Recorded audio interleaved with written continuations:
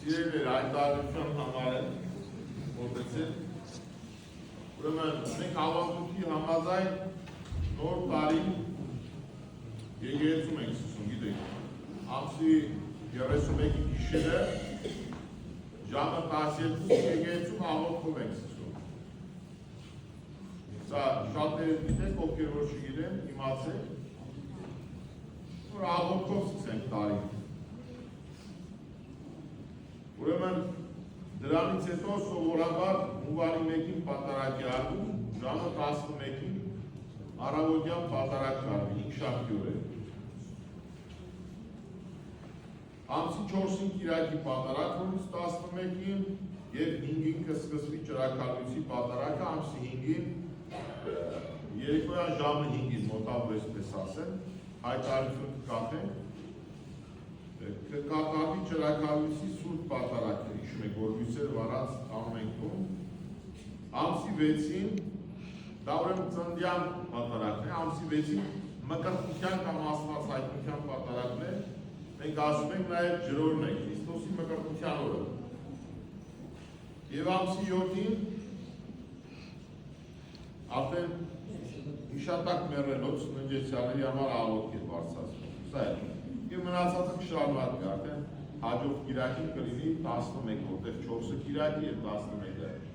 4-ին պատարագ, 5-ին երեկոյան պատարագ, 6-ին պատարագ առավոտյան պարզ է և 7-ին պատարագ։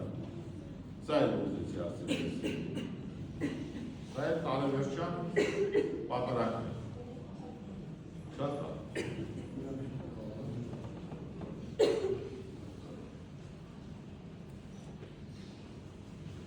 Հանունով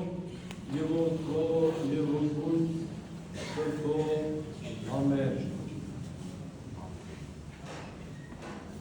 Ամենայնի, որ ունիցի, տացի,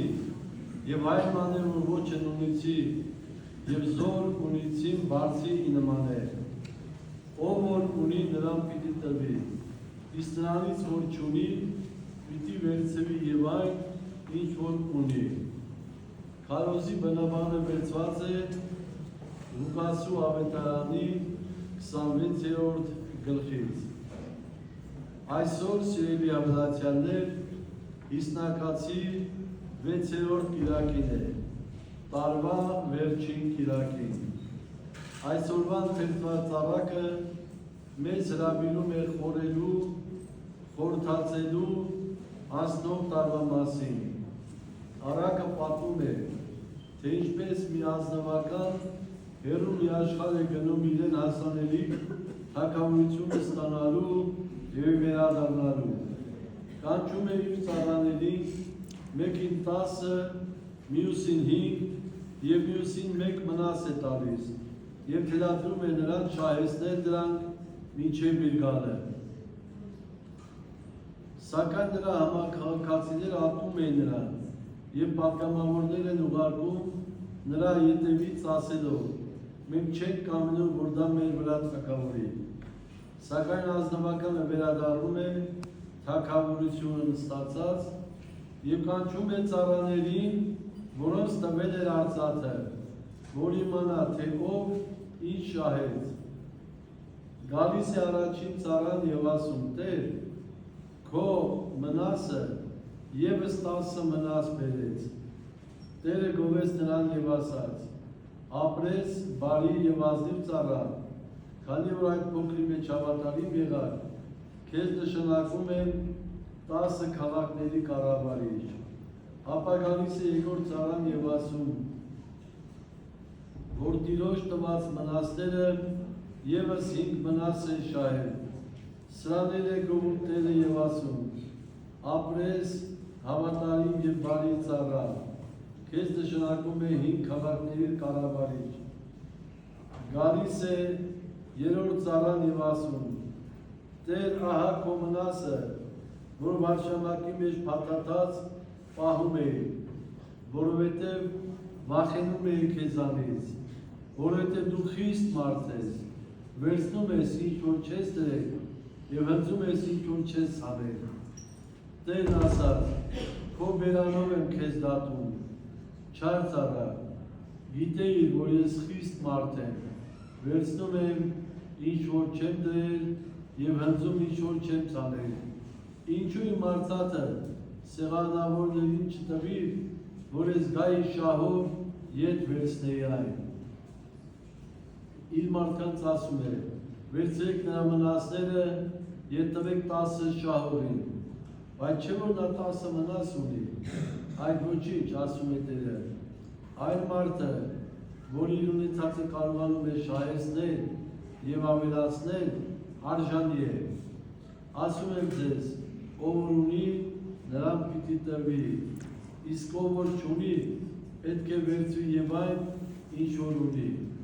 Ապա Տերը հրամայում է, որ այն մարդիկ, որ հակառակ են, որ նա թագավորի, բերեն իր առջև եւ սպանեն նրանց։ Ինչպես ամեն մի առակ, այս առակը նույնպես հիմնված է պատմական իրականության վրա։ 2000 տարի առաջ Հրեաստանում ամեն մի քանի տարի մեկ անգամ Հրեաստանի երկրի թագավորը իր արքայական թագը ստանալու համար պետք է մեկներ հռոմ կայսեր ձեռքից ստանալու թագը եւ որպես Հրեաստանի թագավոր վերադառնալ իր երկիրը։ Այս պատմական իրողությունն է վերցնում Հիսուս Քրիստոս պատկերելու համար այն առակը, որ պետք է ունենար նաեւ այլաբանական ու բարոյական իմաստ։ Քրիստոս այս առակը պատմում է Երուսաղեմ ուտքից մի քանի օր առաջ, երբ բոլորը սպասում էին, թե Քրիստոս պետք է մտնի Երուսաղեմ եւ վերականգնի թագավորությունը։ Սակայն Քրիստոս այս առակով այլաբանորեն ցույց է տալիս օրինքը արքայությունը ստանալու համար նախ պետք է հեռանա, խաչի վրա բարձրանա, հարություն առնի, վեր ելնի հոր աջ կողմում նստի եւ հետո միայն վերադառնա որպես թագավոր ու տեր։ Եվ այդ ընթացքում մարդկանց տա մեկին 10, մեկին 5 եւ մեկին 1 հնարավորություն ապրելու։ Այո, շատերը կլինեն, որ կդիմեն Աստծուն, որպեսզի Քրիստոս չվերադառնա իր արքայությամբ, իր զորությամբ եւ իր փառքով, բայց մեր Տերը Հիսուս Քրիստոս վերադառնալու է որպես արքա ու Տեր եւ հաշվի պահանջելու բոլոր նրանցից, ում տվել է, տվել 10, տվել 5 եւ տվել 1։ Տեսնում ենք, որ Քրիստոս իրոք պետք է վերադառնա, հաշվի պահանջի եւ նրանց, ովքեր բազմապատկել են իրենց տվածը, պետք է ավելացնի, իսկ նրանք, ովքեր թաքցրել են Քրիստոսի տված պատգամը եւ չեն բազմապատկել, այն պետք է պատժվի նաեւ բոլոր նրանց, ովքեր խոչընդոտել են, արգելել են, չեն ցանկացել իր գալուստը, վերադարձը որպես արքա եւ որպես Տեր։ Այս մեկնությունից դուրս կա նաեւ այս առակի բարոյական մեկնությունը, որը գալիս է մեզ փոխանցելու այսօր մեծ իմաստ, բովանդակություն, որպեսզի այդ իմաստի եւ բովանդակության ճանապարհով ապրենք մեր կյանքը։ Աստված տալիս է շնորհներ, որոնք հավասարապես չեն բաշխված, մեկին առավել, մյուսին պակաս։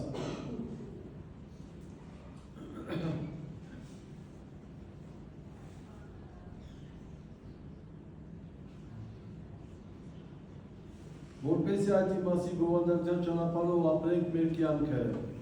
Աստված տալիս է շնորհները, որոնք հավասարապես չեն բաշխված, մեկին առավել, մյուսին քիչ, մեկին մի ասպարեզում է տրված, մեկ ուրիշին մեկ այլ, ում շատ է տրված, նրանից ավելի շատ է պահանջում, իսկ ով շատ ունի, նա ավելի մեծ պատասխանատվություն ունի Աստծո առջև։ Դասեր քանդելու առումով, երբ մոտենում ենք երրորդ ծառային, որը Տերը թաքցրել էր դրամը թաշկինակի մեջ, տեսնում ենք, որ նրա մեղքը ոչ թե պահելու մեջ է, այլ ցանկություն չդրսևորելու, եղածը բազմապատկելու, փորձ չանելու մեջ։ նայենք մեր շուրջը եւ կտեսնենք, թե որքան բազմապիսի մարդիկ մենք ինքներս չօգտագործելով մեզ տրված շնորհները կորցրել ենք դրանց։ Շատ մարդիկ, որ ունեցել են երկելու տաղանդ, սակայն չեն գործածել եւ կորցրել են։ Մեկ ուրիշը տաղանդավոր արհեստավոր է եղել, սակայն իրեն տալով հարբեցության կամ այլ մոլության կորցրել է այն։ Այստեղ մեկ անգամ եւս հաստատում է Քրիստոսի այն խոսքը, թե ով ունի նրան տրվելու է, եւ ով չունի նրանից այն քիչն է վերցվելու է։ Ոչ թե Աստված է մեր ստորը, այլ ինքը մարդը, որ պահելով, թաքցնելով, չօգտագործելով իր տրված շնորհը, պարգևը ի վերջո կորցնում է այն։ Սիրելի հավատացյալներ, պատահական չէ, որ այս առակը ընթերցվեց այսօր, այս կիրակի, որով մենք եզրափակում ենք տարին, մեր երաների հայրապետների կարգադրության, մեկ անգամ եւս ունկնդրեցինք այս առակը, որպեսզի մեզ այն յուրաքանչյուրը խորհրդացի ոչ միայն այս տարի, այլ ընդհանրապես մեր ողջ կյանքում մեզ տրված պարգևների օգտագործման, բազմապատկման եւ արժեվորման մասին։ Քրիստոնյաներիս համար ամենամեծ պարգևի շնորհը Քրիստոսի ունենալն է։ Այսօր ինքնակրթության այս պահին ինքներս մեզ հարցնենք այն պարգևը եւ շնորհը, որ մենք ունենք Քրիստոս, բաժանեցինք արդյոք ուրիշների հետ, այն ուրախությունն ու երջանկությունը փոխանցեցինք ուրիշներին, նրանք բաժնեկից եղան մեր ուրախությանը եւ ցնծությանը, մանավանդ մեր եղբայրներին եւ քույրերին, ովքեր այսօր այս պահին եկեղեցուն լինելու փոխարեն առօրյա տարբեր զբաղումներով են տարված։ Այս ինքնակրթության պահին ուշադիր լինենք, որպեսզի չլինի թե վաղը, երբ մեր Տերը Քրիստոս մեզանից հաշիվ պահանջի, մեր ունեցած պարգևը թաշկինակի մեջ ծրարված չմնա։ Ուրեմն սիրելի հավատացյալներ, աղոթենք եւ խնդրենք եւ ամեն ջանք ու ճիգ գործադրենք, որ եկող տարին կարողանանք մեր ունեցած շնորհները կրկնապատկել ու բազմապատկել իբարս Աստծո եւ իբարս մեր եկեղեցու այժմ եւ հավիտյանս հավիտենից ամեն։